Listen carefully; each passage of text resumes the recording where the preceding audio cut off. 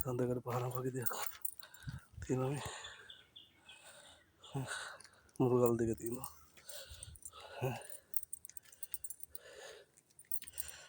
සත්තාතිස්ස රජුණන්ගේ ගෝලයන්ගේ නිපැවුම් තමයි ඉතින්.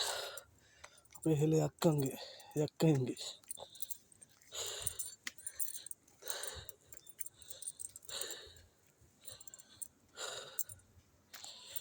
චුට්ටක් විතර ගිමන් හෙලන්න කියපු පොට්ටයක් හම්බුණා.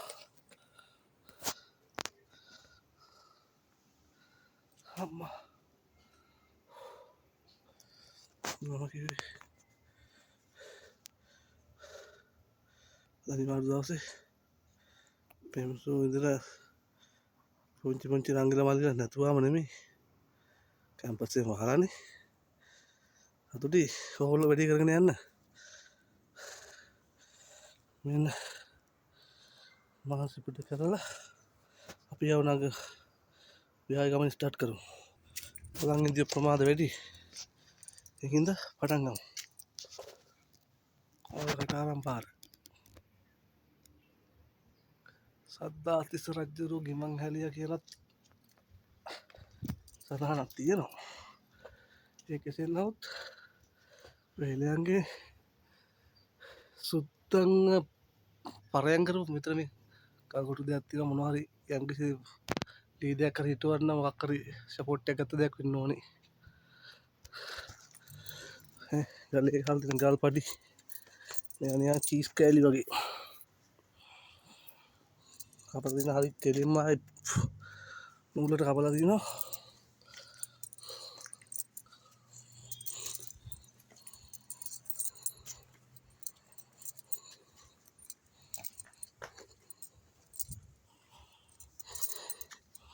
මේකෙත් මෙහෙමයි.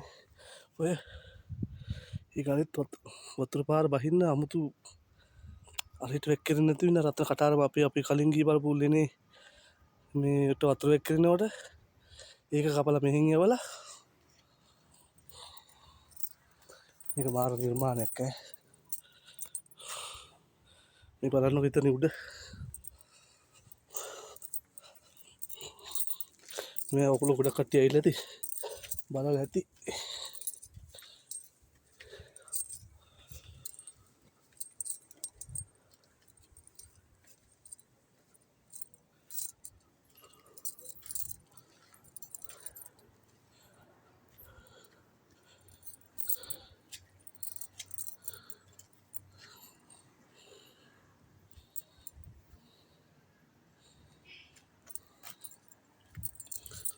මට සිරිවෙන නිර්මාණයක් තියෙන මෙතන තමයි ඈ. තුල යන්න බෑ අම්මපා.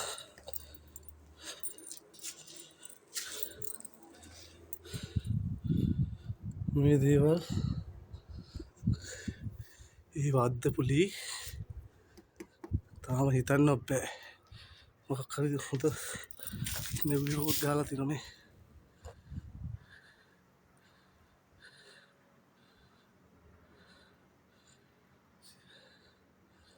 මොකක් හරි දෙයක් ඇති.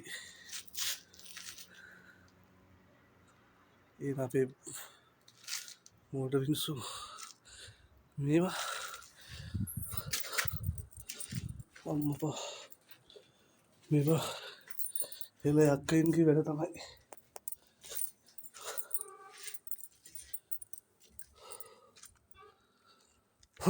වට්ටස්සිරි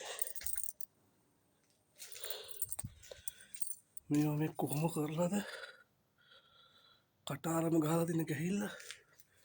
ඒ කටාරම වට්ටස්සිරි තියෙන ප්‍රොලේ හිතන්න අපේ අද දවස සෑහෙන්න වටිනවා.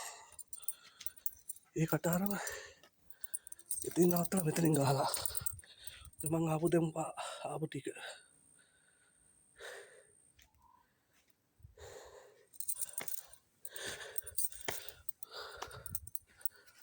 ආයෙත් තියෙනවා මෙහෙම ගල් පඩි පෙළක්.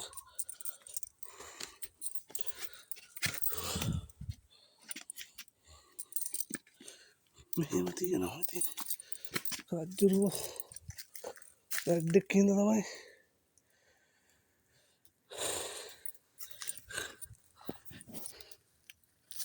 සේනාව සමූහයක් ඉඳලා හැමතිස්සෙම යනවා.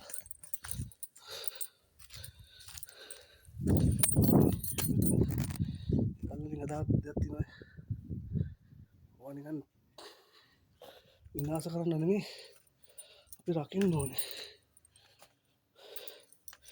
අම්මට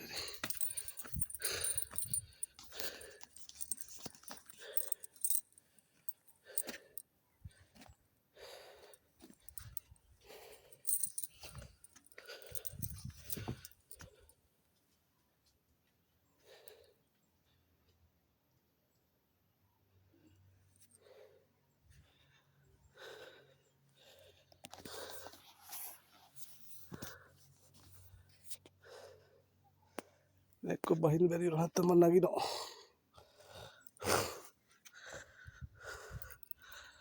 මහන්ට අත ප්‍රතිතිය මම වෙනවා.